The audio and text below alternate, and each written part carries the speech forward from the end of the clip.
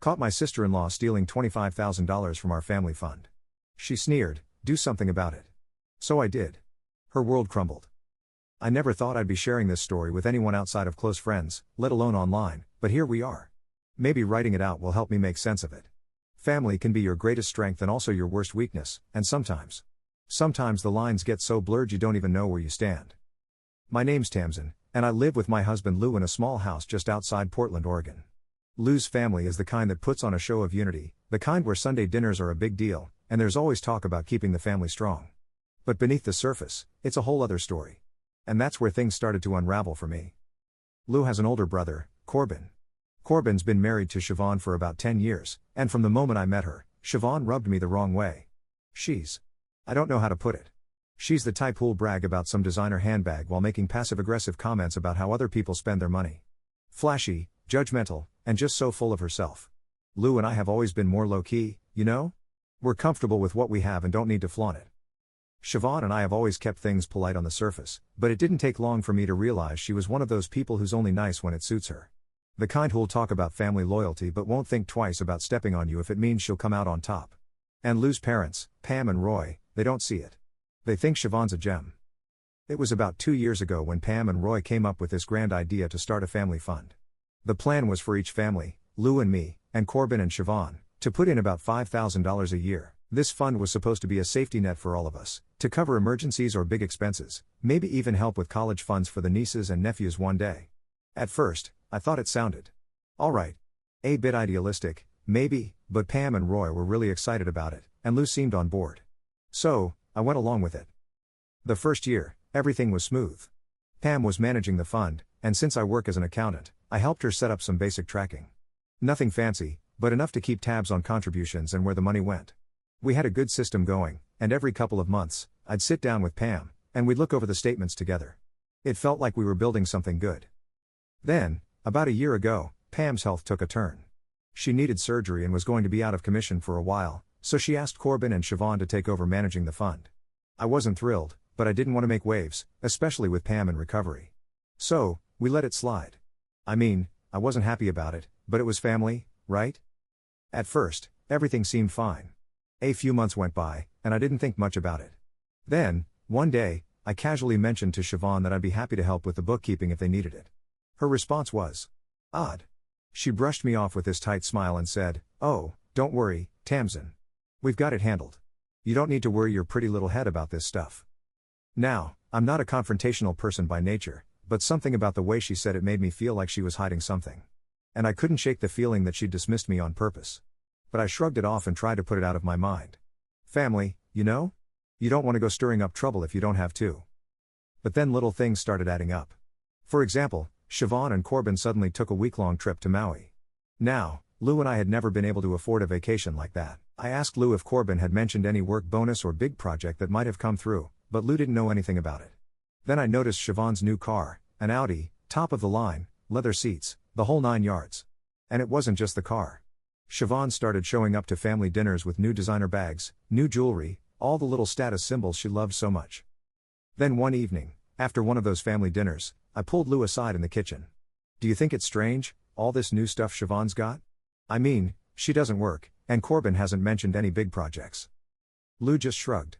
"Maybe they got a loan or something. You know Corbin and Siobhan, they've always been flashier than us." "Yeah, but we haven't even seen any of the family fund records in months," I said, lowering my voice just in case anyone was within earshot. "Pam used to go over everything with us every quarter, but with Siobhan? Nothing." Lou sighed.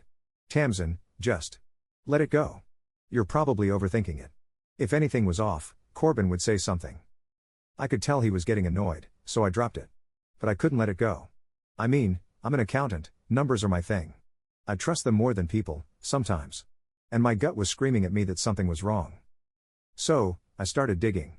I didn't tell Lou at first because I knew he wouldn't understand. One night, after Lou had gone to bed, I sat down with my laptop and went through every email and bank statement I had access to from when Pam was in charge. I even managed to pull up the original records I'd set up when the fund started. I figured if I could at least get a baseline, maybe something would stand out. And stand out it did. I wasn't prepared for what I found. Since the time Siobhan took over, there had been multiple withdrawals from the fund totaling $25,000. They were labeled as family expenses or reimbursements, but I knew that was a lie. That money wasn't for any family expenses. I didn't know where it went, but I had a pretty good guess. The next morning, I showed Lou the records, my hands practically shaking. "Look at this, Lou. Look at these withdrawals," I said, thrusting my laptop in front of him. He squinted at the screen, still half asleep. "Wait. Where did all that money go?" "Exactly." I was practically pacing the room. "And every withdrawal is labeled family expenses. But we didn't authorize any of this. Pam would have told us if there were any major expenses."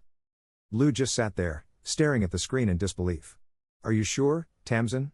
I mean, this has to be a mistake. Corbin wouldn't just take money without asking." "It's not Corbin," I said, almost whispering, the realization hitting me hard. "It's Siobhan. You know it is." Lou was silent, his expression hardening.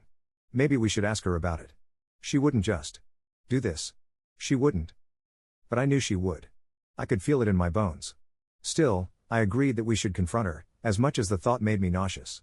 So, that evening, we called her and Corbin over to our place. They showed up, both of them looking a little too cheerful, and I felt this cold anger bubbling up inside me. I didn't want to start a fight, but at that moment, I knew I wasn't letting this go. I didn't waste any time. As soon as they sat down, I pulled out the bank statements and slid them across the table to Siobhan. She looked down at them, her expression unreadable. Then, she leaned back and folded her arms, giving me that smug smile I'd come to know so well. "What's this about?" she asked, feigning innocence. "Don't play dumb, Siobhan," I said, my voice sharper than I'd ever heard it. "We know about the money. $25,000 missing from the family fund. Care to explain?" She shrugged, barely looking at the papers. "Oh, that. Those were necessary expenses. Family expenses, just like it says. Necessary for who?" I shot back. "We haven't seen a dime of that money, Siobhan. And we didn't approve any expenses." She just smirked, crossing her legs like she was untouchable. "Tamsin, you're being dramatic. It's just money. And besides, if you have a problem with it, do something about it." Those words. I can't even describe the rage I felt hearing them. Lou sat beside me, speechless, his fists clenched on the table. He looked as though he'd been slapped. I felt the heat rise to my cheeks as Siobhan stared me down with that smug look. I glanced at Lou, who was still silent, eyes wide and his fists clenched. But something clicked in me at that moment. If she wanted me to do something about it, then I would. I took a deep breath, trying to keep my voice steady. "All right, Siobhan. Since you're so confident, I'll do just that." Corbin, looking uncomfortable, turned to Siobhan. "Babe, maybe we should talk about this." "Talk about what, Corbin?" she interrupted, not even glancing at him. "They can't do anything. This is a family fund, Tamsin. Family. We're not some corporate office where you can just push papers around and threaten people with spreadsheets." "Is that what you think this is?" I asked, my voice icy calm. "You think just because it's family, you can do whatever you want and no one will hold you accountable?" "Pretty much," she shrugged, folding her arms. "What are you going to do, take me to court? You really want to tear this family apart over a little money?" Lou finally spoke up, his voice trembling. "It's not just about the money, Siobhan. It's about trust. We trusted you with that money, and you took advantage of us." Siobhan rolled her eyes, looking bored. "Oh, please. Don't act all high and mighty, Lou. It's not like you two would have even known about it if Tamsin hadn't gone snooping." I'd had enough. "Get out of my house," I said, pointing to the door. She laughed. "Sure thing. Good luck with all that," she sneered, gathering her things. Corbin, looking helpless, gave Lou a pleading look before following Siobhan out. As soon as the door clicked shut, Lou let out a long sigh, his shoulders slumping. "What are we going to do, Tamsin? I don't want to drag this into court. It'll ruin Mom and Dad. And you know how Pam dotes on Siobhan, she'll never forgive us if we try to press charges." I looked at him, feeling a mix of sympathy and frustration. "Lou, she stole from us. From your mom and dad. We can't just let this go. But if we make a big deal out of it, it'll tear everyone apart." I thought about it for a long time that night. Lou was right, if we went straight to the courts, it would be a disaster. Pam and Roy would be heartbroken, and knowing them, they'd probably find a way to blame me for stirring up trouble. But I wasn't about to let Siobhan walk away scot-free. After a sleepless night, I had a plan.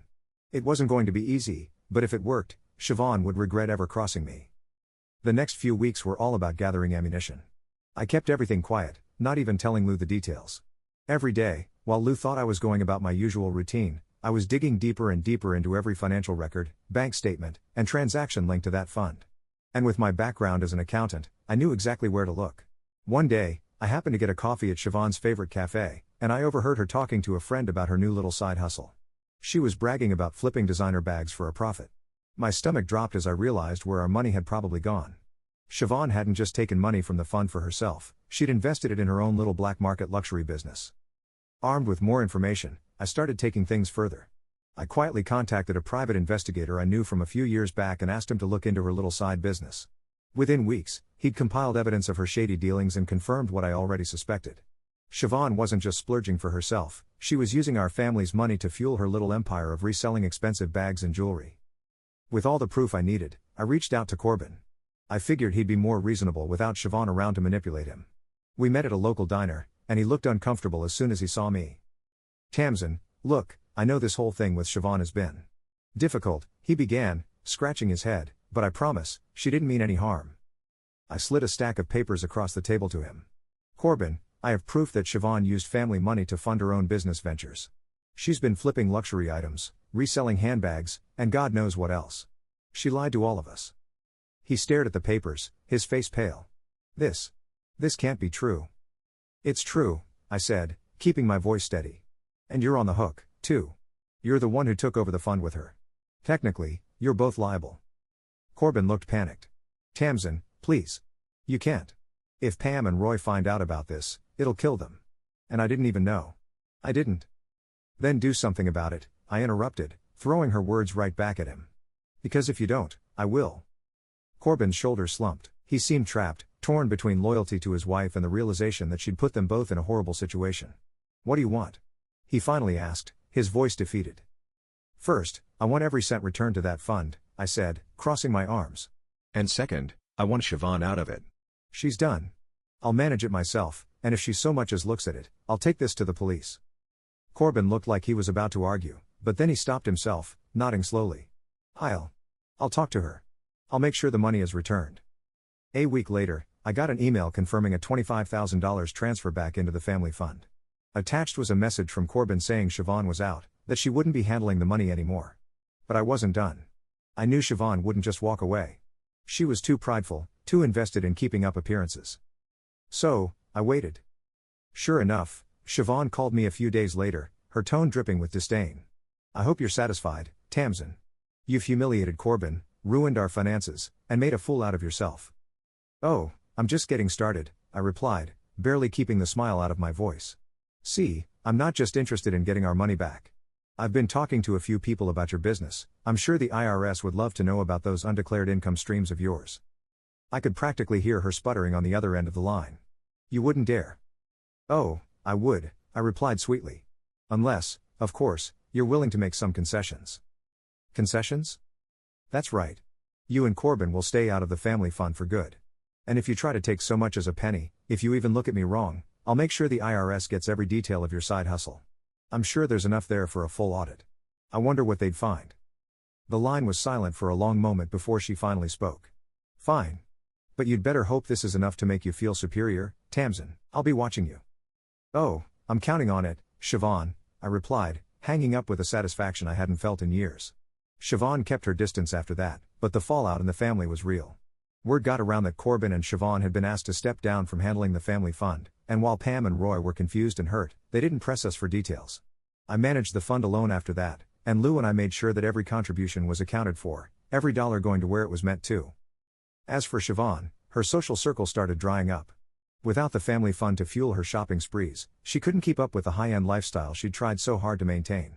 I heard she sold the Audi, that her little side business went under, and that her reputation took a big hit. But I didn't feel a shred of guilt. She'd tried to rob our family, thinking we'd just let it slide. And I had made sure that she paid the price for it. In the end, Siobhan got exactly what she deserved, and while the family was never quite the same, Lou and I were finally free from her poison.